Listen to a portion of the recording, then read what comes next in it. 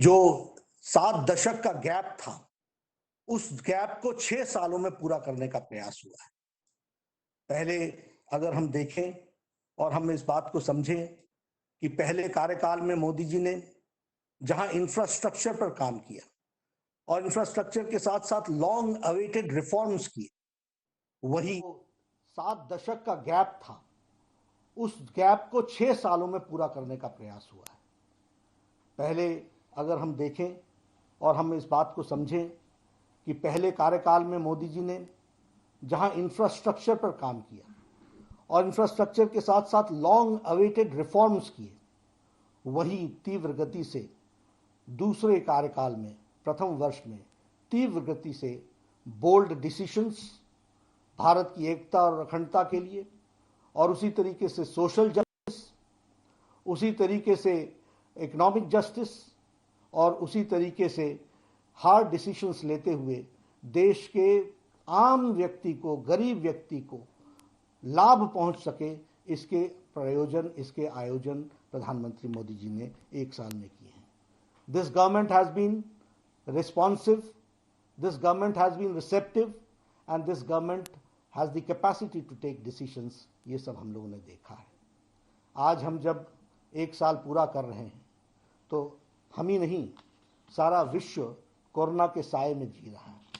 और यह स्थिति कोरोना की दृष्टि से देखी जाए तो हम ये कह सकते हैं कि अन्य देशों के मुकाबले भारत ने मोदी जी के नेतृत्व में कोरोना की लड़ाई एक इस तरीके से लड़ी जिसमें भारत की स्थिति संभली हुई रही और बहुत हद तक उसको संभाल के रखा गया है।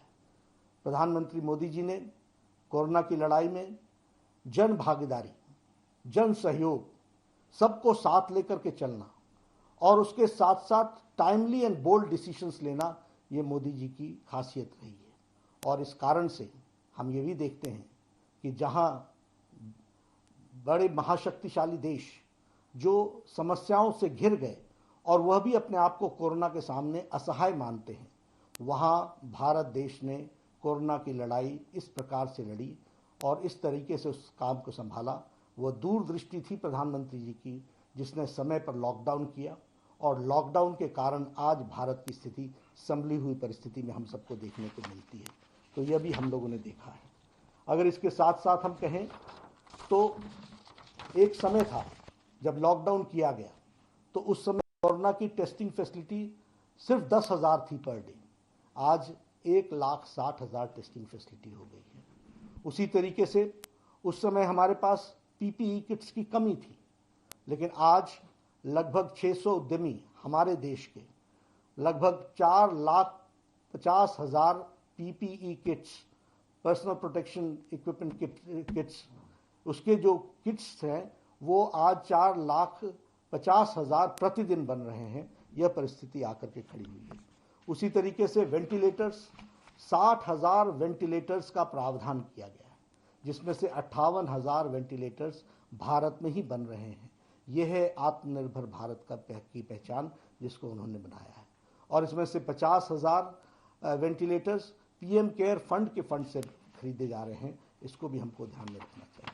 इसलिए अगर हम कहें तो आज 2 लाख हमारे पास बेड कैपेसिटी हो गई और इसी के साथ साथ हमारी आईसीयू कैपेसिटी बढ़ गई। तो हमने कोशिश की है कि स्वास्थ्य के ढांचे को, जहां शक्तिशाली देश स्वास्थ्य के मामले में उनके सिस्टम्स चरमरा गए, कोलैप्स कर गए, वहां भारत ने अपने आप को संभाल करके चलाने का प्रयास किया और मोदी जी के नेतृत्व में आत्मनिर्भर भारत की ओर हम आगे बढ़े। हमारे देश के उद्यमियों ने भी इसमें साथ दिया और इसके कारण आज हम इस लड़ाई को लड़ने के लिए तैयार भी हुए हैं और स्वदेशी और स्वावलंबन के मंत्र को लेकर के हम आगे बढ़ रहे हैं।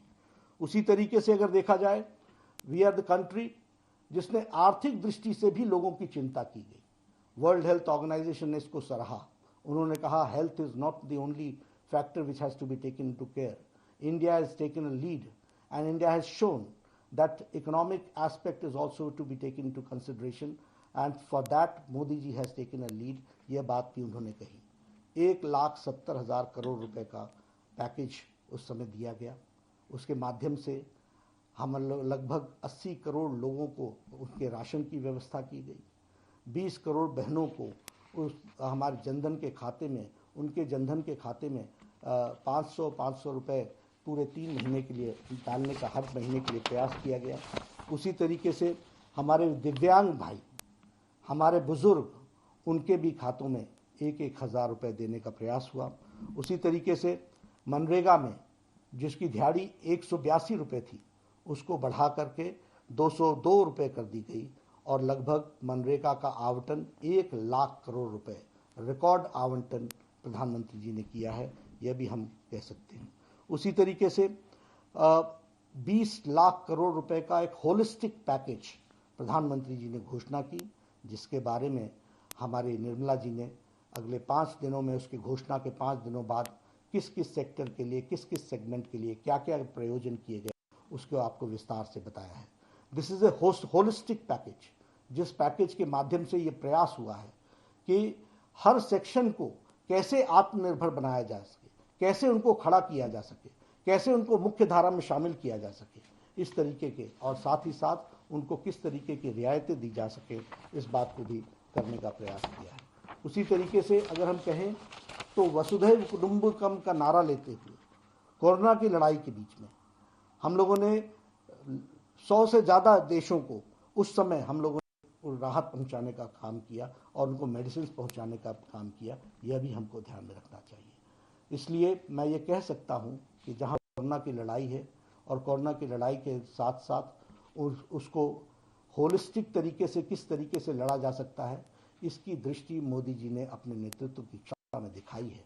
और यह इस लड़ाई को बहुत जिसे मैं ये कह सकता हूं कि पूरी शिद्दत के साथ और फ्रंट से लड़ करके, और यह भी कहना चाहूँगा और यहाँ पर देश को धन्यवाद देना चाहूँगा कि प्रधानमंत्री जी के एक एक आह्वान को देश ने रिस्पॉन्ड किया, देश ने सुना, देश ने समझा, देश ने उसको आत्मसात किया। इसलिए मैं देश की जनता को भी धन्यवाद देता हूँ।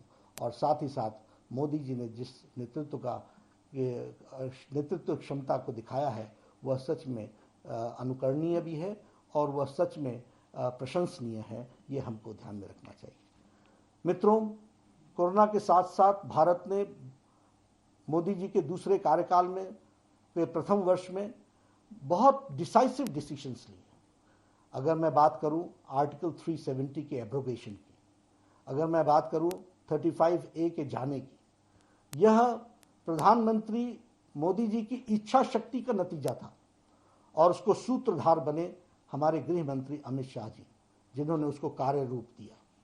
दुनिया बोलती थी ये असंभव है।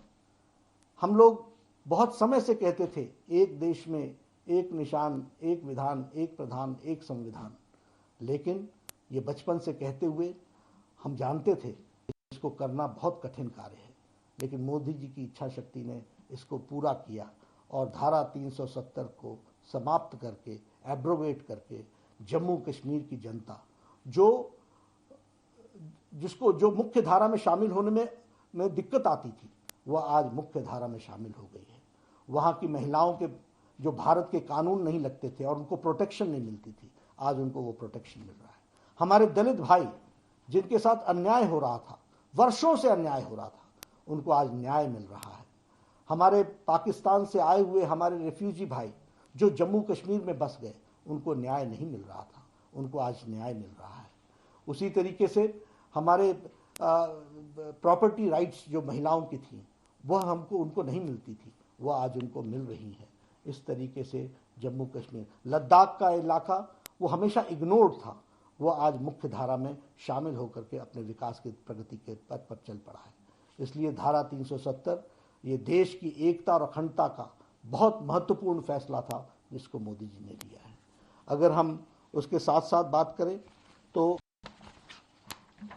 हमारे CAA का, सिटीजन्स अमेंडमेंट एक्ट, वर्षों से बात चली आ रही थी कि हमारे अफगानिस्तान से, हमारे बांग्लादेश से, हमारे पाकिस्तान से जो बेचारे आए हैं, रिलीजियसली परसिक्यूटेड हैं, उनको यहाँ पर भारत में स्थान मिलना चाहिए, लेकिन ये काम नहीं हो पा रहा था।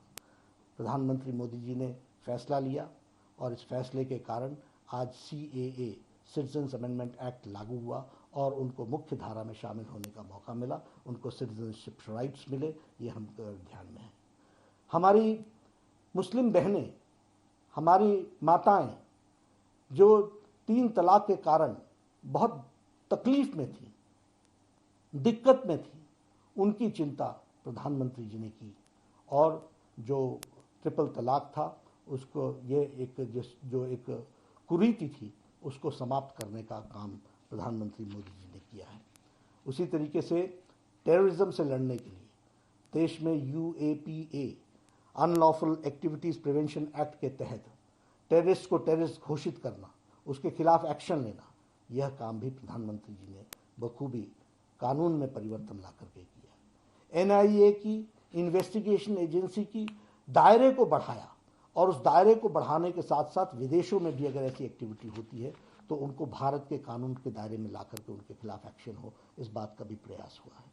उसी तरीके से एक बहुत जिसको कहते हैं बोल्ड डिसीजन पॉक्सो का लिया गया, protection of children from sexual offence, उसमें डेथ पेनल्टी का काम किया गया, तय किया गया कि यदि कोई बच्चे के साथ दुष्कर्म करता है तो उसको डेथ पेनल्टी होगी। इस तरीके का कार्य को आगे बढ़ाया गया। यही नहीं, अगर हम बात करें इस छोटे से 1 साल के अंदर FDI के सिविल एविएशन में FDI को परमिशन दी गई ताकि सिविल एविएशन की इंडस्ट्री आगे बढ़े और इस तरीके से देश की इकॉनमी को गति मिले।